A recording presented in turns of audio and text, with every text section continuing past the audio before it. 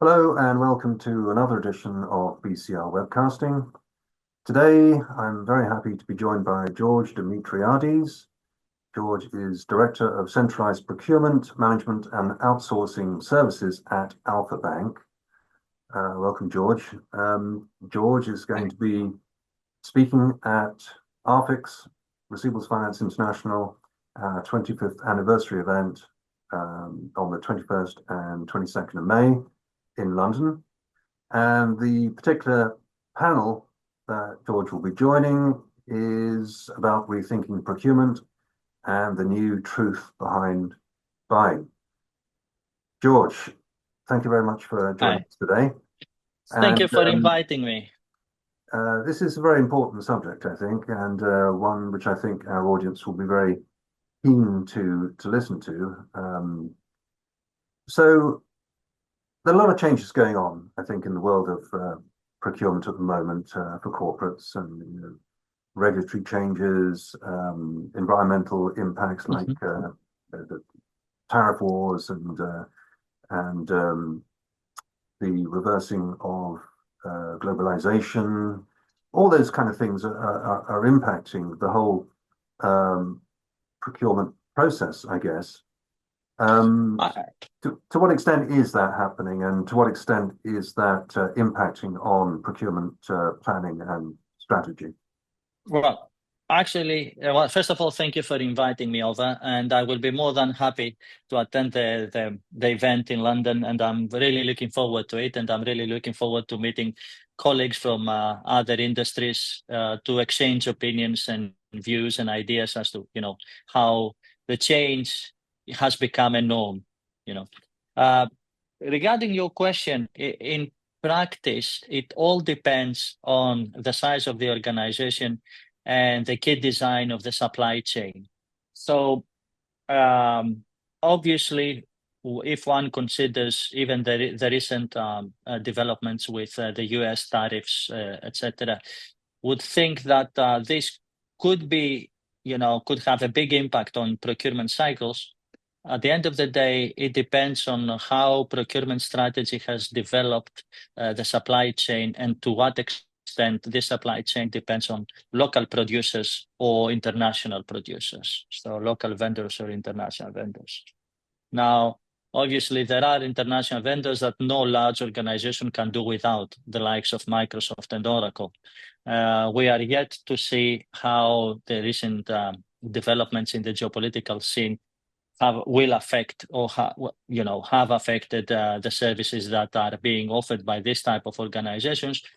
But I'm certain that in the near future we will see some changes, especially in the pricing of services which are being offered. In terms of goods, obviously, if we are talking about manufacturing equipment, vehicles, things that are usually subject to factoring and leasing, we will see changes. We will see different pricing structures and pricing strategies to be followed by the manufacturers for the very simple reason that these types of financial effect that the tariffs have onto the supply chain itself have to be somehow managed, and they cannot possibly come directly to the end user or the consumer per se. So I'm sure that we will see some significant um, shifts in origin of goods, in origin of services, and equally we will see changes in the pricing structures and the commercial strategies which are being followed by the various firms. And what about to what extent are corporates looking at streamlining their processes at the moment? How is everything that's going on at the moment impacting their thinking about streamlining and improving efficiency? Um, Um, I think that corporates, what they do, what they have been doing for the last few years, they have realized the value of procurement and the fact that when procurement works efficiently, uh, there are bottom line benefits which are being reaped by the organization in the form of actual monetary value. So if, for example, you have a procurement spend of, let's say, 300 million, and you manage to achieve, let's say, an average and modest 10% of savings on this 300 million, is a 30 million impact directly hitting your P&L. So I think that most of the corporates, at least the larger corporates, they have understood the value, and they are trying to streamline either in two parallel ways. One is by centralizing, and the second one is by implementing digital tools that will allow for better procurement practices to be applied. Mm. So our organization has done the same to a great extent. And I think that we are at the phase where we are reaping the fruits of our efforts. Mm. And what about regulatory changes? To what extent? Regulatory changes, yeah. this I think will be the main, the focus area for the next couple of years, at least in Europe. As you know, and most of our attendants will know as well, Europe is heavy on regulation. So there are a lot of centralized bodies working within the EU, and each one of them formulates its own regulations, or the regulations which are more fit for the purpose of the specific body. So we have, for example, ECB, which supervises all the European banks. Then we have SSM, which also supervises the banks. Then we have SRB, which also supervises the banks. Each one of them issues a number of regulations, which to an extent, greater or lesser, they affect the day-to-day lives of the supervised entities. So currently, we're undergoing a huge change in the financial sector, which is the changes that are going to be have been brought on to us by DORA, Digital Operations Resilience Act. Soon, we will have additional changes for the AI Act. Then we expect a consolidation of different regulations under one umbrella.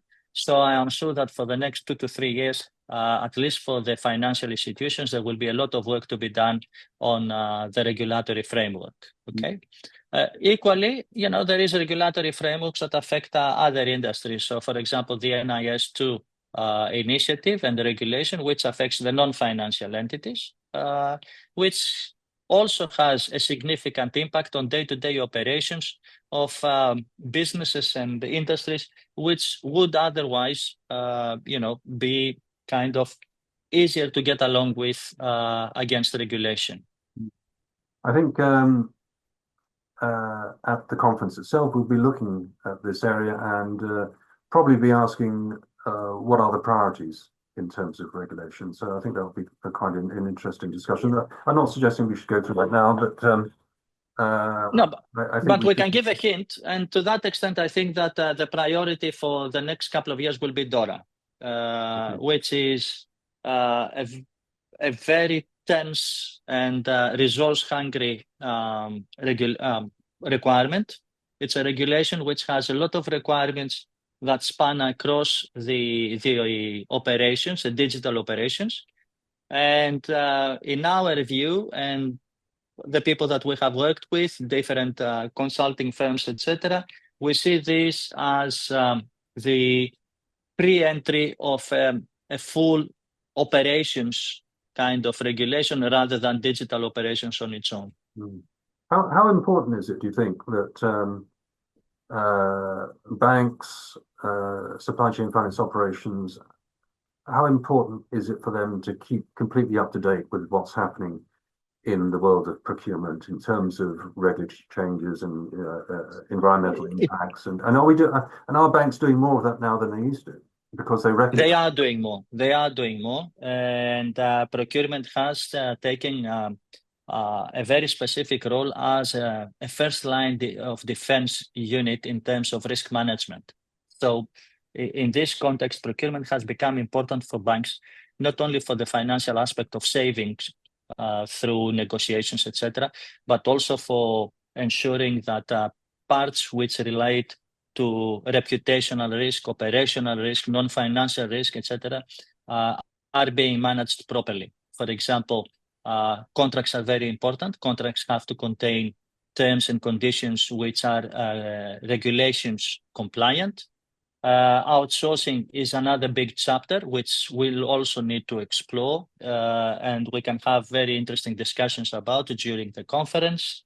The Digital Operations Resilience Act compliance is also a huge subject. So I think that this adds to your first question, how important procurement may be for banks, etc., etc. It has become important not only for the financial aspect, as I said, but also for the need of each bank to comply with specific regulations, which regulations affect day-to-day business processes, which relate to procurement. So, George, I think this is going to be a very interesting and perhaps a very important session at the conference. I hope it will be interesting. We'll try to make it interesting. I'm sure that our regulators have managed to make it interesting for us. So I hope we will make it interesting for the people who will attend the conference as well. George, thank you very much for your time today. And you're welcome. Just to remind everybody, we'll see George again at Receivables Finance International, RFIX. That is on the 21st and 22nd of May in London at the offices of Clifford Chance. George, thank you. And thank you very much. Thank you. See you all in London. See you in London. Thank you. Thank you. Thank you.